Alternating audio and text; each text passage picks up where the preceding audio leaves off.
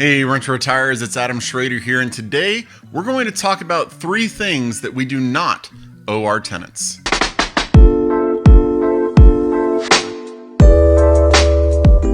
Alright, before we get started with today's episode, I want to remind everybody, please subscribe to our YouTube channel, click the notifications bell, get alerted every time we put out a video, as we try our best to make you the best possible real estate investor and most informed real estate investor you can possibly be. Also, at the end of the video, if you liked it, click the like button, let everybody know that it's a video worth watching, and as always, if you have any questions or comments that you want to ask us, leave it in the comments below and we will get to it as soon as possible. So I want to get into the 3 things that we don't owe our tenants. We have another video that we released recently about the 3 things we do owe our tenants, but there are some things we don't owe our tenants as well. And one of these things is upgrades. Look, the simple fact is we are providing a rental property that needs to be nice, but doesn't have to be top of the line. Look, there are some things that just aren't worth the investment. Okay, there is a point of diminishing returns. So you want to make sure the things you're putting in make your property more bulletproof when it comes to tenants, that it's going to last longer, that you're going to have a good return on your investment. But at some point, the next upgrade, while it might be nice, while you might want it in your house personally, doesn't make sense financially from a rental property. So you don't owe it to your tenants to have the nicest granite countertop, to have the best oven out there that does all these crazy things and can connect to your phone via Bluetooth and all of those things. You owe them the right utilities that they can live in a comfortable house. That's it. As long as it's functional and it, does everything that it needs to do, that's what you owe your tenant. But you don't owe them top of the line everything. The second thing that we don't owe our tenants that can actually hurt us as landlords is leniency. Now this sounds kind of mean, but it's simply true. Look, rent is due when it's due. You cannot just forgive them and say, it's due on the 3rd, but if you pay it on the 5th or the 7th, no big deal. And let me tell you why. Because if you don't enforce the contract that you have established with them, if they leave and still owe you money, or if you try to come after them for a late charge, they have a legitimate claim to tell the court, hey, they didn't charge me late fees whenever I was late before. Why is this time different? Hey, they weren't following the contract. If this part wasn't valid, then why is this part valid? And it can make your life a lot harder. We don't owe leniency. We follow the rules that are laid out in the contract as we move forward with our tenants. The other part of leniency that we don't owe our tenants is maintenance that they cause. Look, I am all for fixing up your property whenever something happens to it. We owe it to our tenants. It's a smart business move on our own.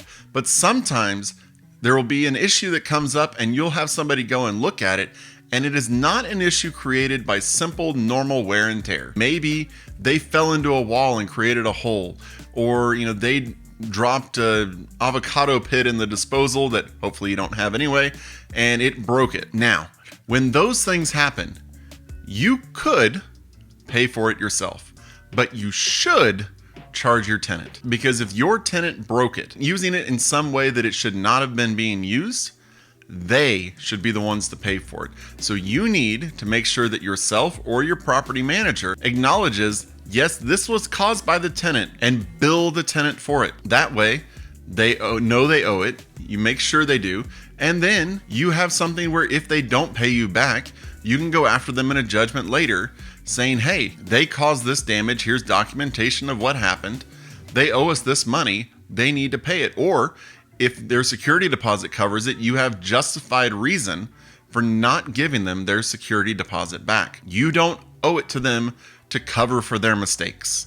All right? If they mess up, if they cause damage, that's on them. And your job is not to pay for things they do wrong. Your job is to provide them with a good quality house, maintained well. But it's also their job to make sure that it's maintained well. The final thing that we don't owe our tenants that I want to cover today is flat rent. Now, obviously, when they sign the lease, it's going to say, 12, 18, 24 months, this is what your rent's going to be.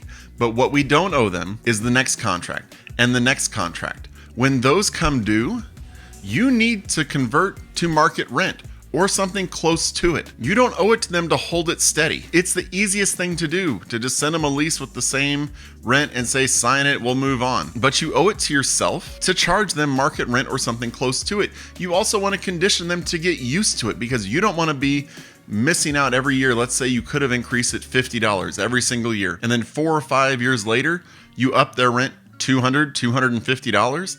That is more likely to make them move than simply charging them an extra $50 a month for 4 or 5 years. They look at it as, oh, now the big bad landlord is asking me for more money, as opposed to, hey, the expenses went up, property taxes went up, homes around the area went up.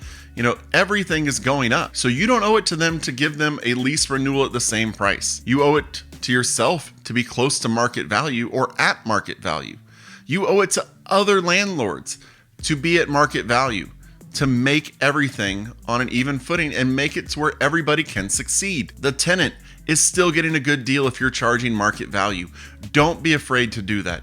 Don't be afraid to ask for the increase. You owe it to yourself. You actually kind of owe it to your tenant, because, you know, they're going to look around and see, oh, hey, I can't get a better deal somewhere else, so the deals are the same.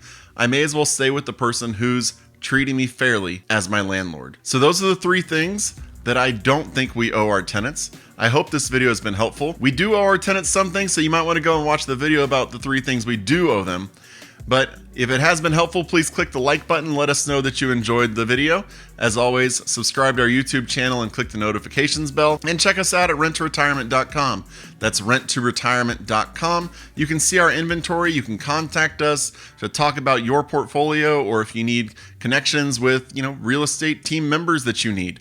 That's what we're here for at renttoretirement.com. See our inventory at renttoretirement.com/hotlist. It's not as up to date as our active inventory list on our website, but it will come straight to your phone. Leave a comment below if you have any questions, and we will get to it as soon as possible, or if there are any other video topics you want us to cover. I hope it's been helpful.